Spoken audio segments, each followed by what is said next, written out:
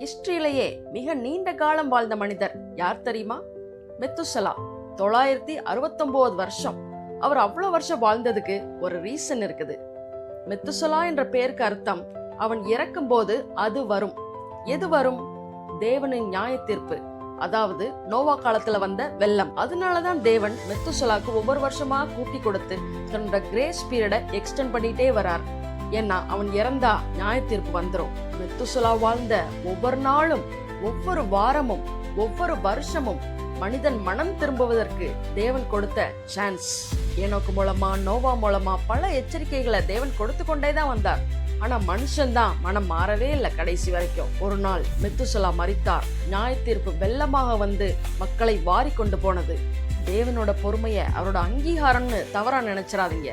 கிருபை அழைக்கிறப்பயே நீங்க வந்துருங்க, இல்லைன்னா நியாய தீர்ப்பு உங்களை தேடி வந்துரும்.